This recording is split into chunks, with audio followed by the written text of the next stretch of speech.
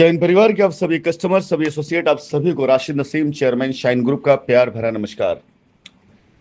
साथियों, आखिरकार वो दिन, वो घड़ी करीब आने जा रही है जिसके बाद जितने भी लोग हैं इनकी क्या औकात है आपके सामने बिल्कुल सच्चाई के तौर पे सामने आ जाएगी।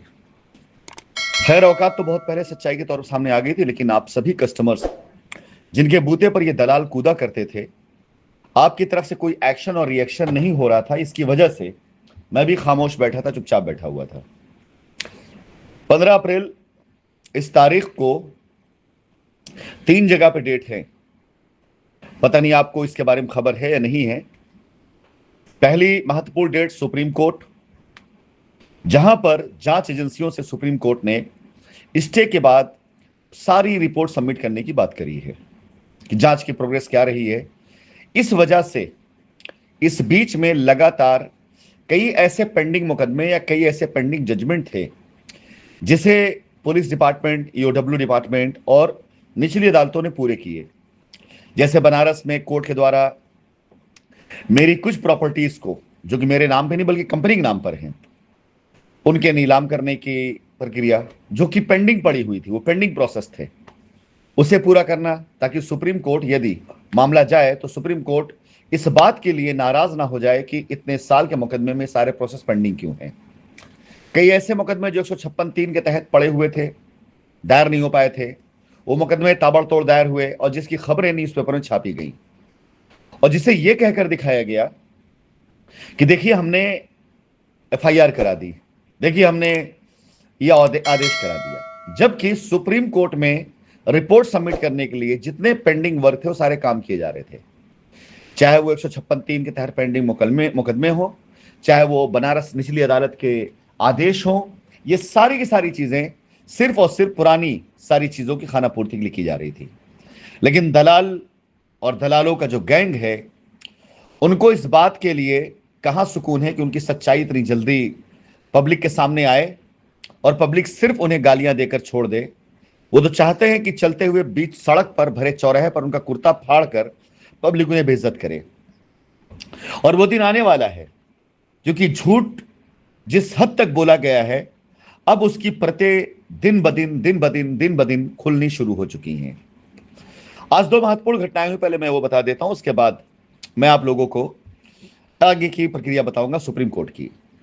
पहली महत्वपूर्ण घटना, छोटा दलाल जिसके खिलाफ आज की तारीख में सारे कस्टमर, सारे एसोसिएट और सारे अथॉराइज सिग्नेटरी इकट्ठे हो करके जिन्हें जिन्हें कंपनी की तरफ से नोटिसें जा रही हैं, उन नोटिसों के जवाब में इस छोटे दलाल मृदुल त्रिपाठी के खिलाफ गवाही देना शुरू कर दिए हैं। अब जब उन्होंने इनके खिलाफ गवाही देना शुरू कर दिया है या इनके खिलाफ बयान देना शुरू कर दिया है, तो ये छोटा दलाल उन लोगों को फोन करके या उनके घर जा करके उन्हें कन्विंस करने की कोशिश कर रहा है। अच्छा, संदेश मेरा है इस 2 कौड़ी के उठाई गिरे छोटे दलाल को कि अगर मुझे यह खबर लग रही है कि वो लोगों को फोन कर रहा है, क्या बातें कर रहा है, उनके घर जा रहा है, तो अंदाजा लगा सकता है कि या तो वो सारी सारी चीजें जो ये वहां कर रहा है सिर्फ दिखावा है, इसकी अब कोई नहीं सुनने वाला। अगर हकीकत यह है कि लोगों के घर गया और मुझे पता चल रही है, अगर हकीकत यह है कि लोगों को समझा रहा है और मुझे पता चल रहा है, तो इसका मतलब है जाहिर सी बात लोगों की आंखें अब खुल चुकी हैं। अब वो डर लोगों के दिल से निकल चुका है जिसको दिखा करके ये लोग पुलिस का, ईओडब्ल्यू का, गिरफ्तारी का, एफआईआर का, कोर्ट का खौफ दिखाकर लोगों को डराया करते थे और अपनी मन मर्जी काम करवाते थे। ये डरा डरा करके आपसे गैर कानूनी काम इन्होंने आपसे करवाया है। तो अब फिलहाल लोग जवाब देने लगे हैं। और दूसरी मजेदार बात यह हुई कि जो बड़ा दलाल सतेंद्र नाथ श्रीवास्तव, जो एक दौर में एफआईआर कराने के नाम पर बिजनेस प्लान चला रखा था, एफआईआर कराइए, फीस दिलवाइए, इतना % कमीशन लीजिए, जिसकी वजह से बहुत से एसोसिएट जिन्हें इनकम की आवश्यकता थी, वो अपने 10, 20, 25, 50 कस्टमर लेके चले गए।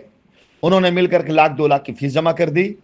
तो शाम को उन्होंने इससे अपना कमीशन लिया, 30, 40, 50 हजार रुपए लेके चले आए। जब कुछ एसोसिएट पैसा नहीं दे पाए या नहीं दिया, तो उन्हें पलट करके फोन करना शुरू कर दिया, गाली देने लगा, ये कहने लगा कि तुम्हें अंदर करवा देंगे। ऐसे बहुत से एसोसिएट जो इससे आजिज आकर इसका नंबर जिन्होंने ब्लॉक कर दिया, जिन्हें लगातार ये फेसबुक पर या ऐसे गालियां देता रहा।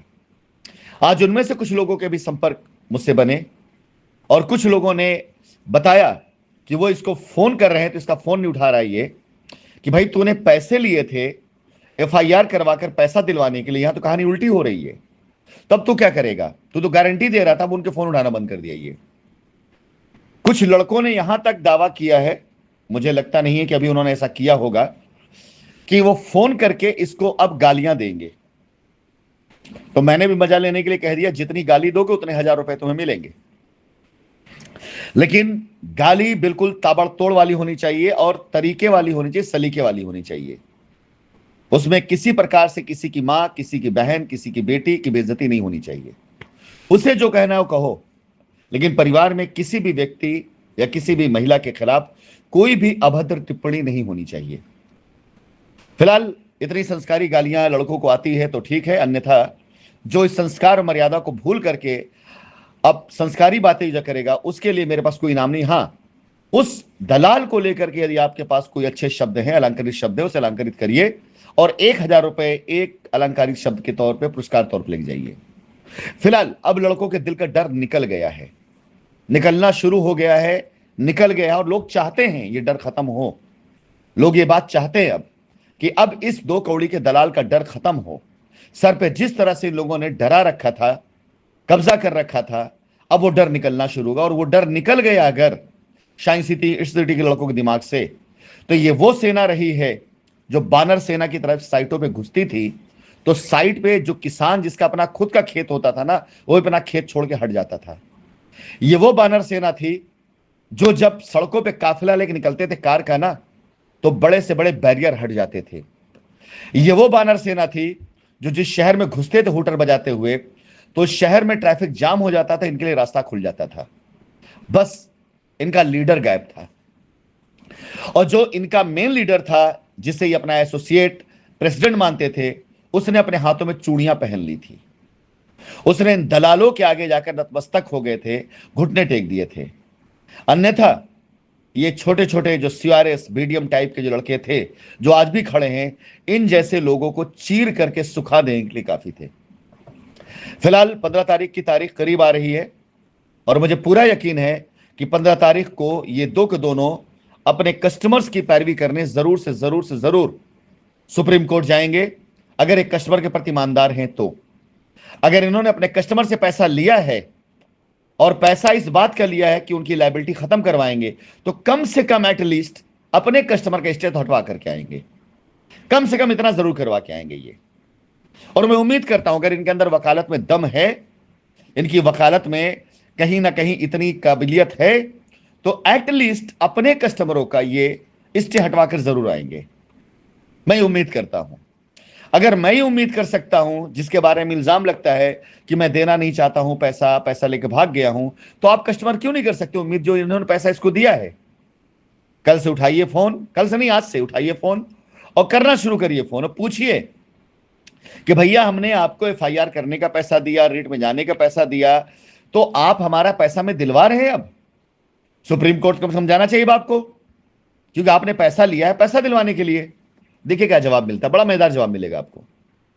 जा रहे दोनों, जरूर जा रहे होंगे दोनों, सुप्रीम कोर्ट जाएंगे, जाकर वहां जज साहब के सामने खड़े होंगे, वहां जाकर के बाकायदा बोलेंगे, योर लॉर्डशिप ये मतलब 68,000 करोड़ का स्कैम है, एजेंसी ठीक से जांच नहीं कर रही है, सीबीआई जांच नहीं कर रही है, ये टेरर फंड लगाते हैं, दुनिया भर की चीजें वो सब वहां जाकर बताएंगे, जरूर बताएंगे। ये मुझे पूरा यकीन है कि ये वहां जाकर के जरूर अपनी बात करके आएंगे और बताएंगे उत्तर प्रदेश की हाई कोर्ट ने कैसे उनके साथ अन्याय किया है, स्पेशल कोर्ट कैसे उनकी बात को नहीं सुन रही है, कैसे जांच एजेंसियां उनकी बात को इग्नोर कर रही है, कैसे वो ढेर सारा सबूत दे चुके हैं एजेंसियों को और एजेंसी उनके सबूत के आधार पर एक्शन नहीं ले रही है। बहुत ढेर सारी बातें इनके पास से जरूर बताएंगे, मुझे यकीन है।